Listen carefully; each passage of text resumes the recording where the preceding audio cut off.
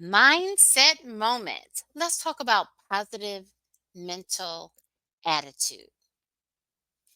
Now, that we're not talking about toxic positivity. That's when everything is always perfect. There's some dynamics to that. I'm talking about really just walking out having a positive mental attitude. In order to foster or to build a positive mental attitude, I'm actually going to talk about it from the neuro side, from the mindset change. To en- and I'm going to give you two tips. They're on the slide. And so one is practice mindfulness. I'm going to tell you to also consider getting a journal that is a journal of gratitude. Start the day off with 5 things that you're grateful for. End the day with at least 3 things that you did. They may not have been on your list, but you accomplished them. And then go into gratitude before you go to sleep. And that will help you not go to bed with all the things that you haven't done and go to bed with a spirit of gratitude of the things that you have accomplished. Again, look at it from a journal perspective and see if that will help you in your mindfulness and boost your meditation, your awareness, and decrease your stress.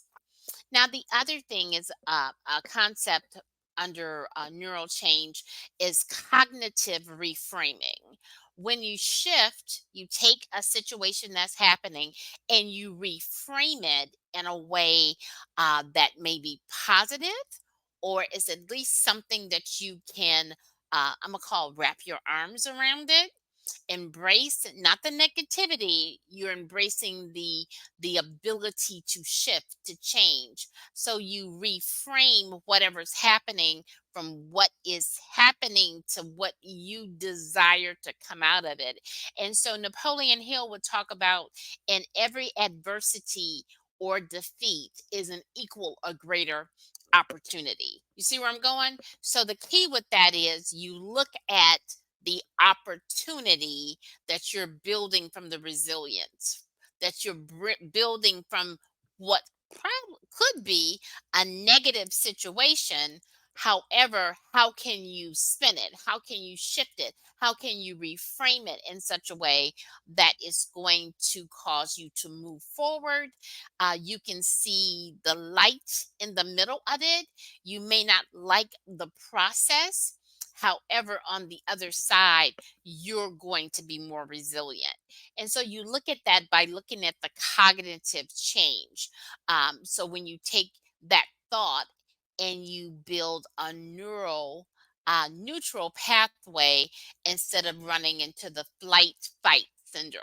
Okay. So you say, Johnny, why would I do this? Why would I take some of the neural change pieces as it relates to having a positive mental attitude? It enhances your resilience. It helps your brain waves.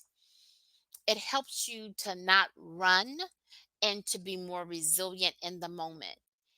With regular practice, it helps you to create coping mechanisms, whether it be in an emotional, whether it be physical. And so, one of the examples I can use is this: something can be happening, or you may feel a certain emotion. Let's say that emotion is fear, and I'm putting quotes around that. So, that's real. Then you say, well, is my life in danger or am I feeling this because of something else? And then so you look at it and you say, well, do I need to leave or do I need to make an adjustment of some kind? So you can look at possibility of making adjustments so that you don't respond to the negativity in the room. And I'm going to give you another example. Have you ever had people that push your buttons? You know, them that literally they know where your buttons are and they push them. There's a book called The DNA of Relationships by Dr. Gary Smalley that is phenomenal. He talks about the power of one. Now, Napoleon Hill talks about it in a in a different in one of the chapters in the book of Think and Grow Rich, and is also in the book that you'll see, Pathways to a Positive Mental Attitude.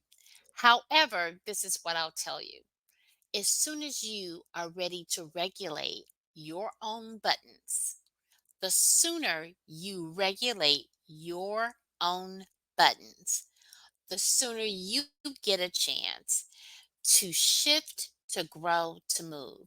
And it will confuse other people because they'll say, I used to press that button and it used to cause them to do this. Now it doesn't. They don't know how to respond to that. So take your control back by having a positive mental attitude, by reframing things that you see, by going through mindfulness and building and growing in the direction you would like to go. That is how you bridge the gap between what you know and what you do. That gap is critical to each one of us in our lives.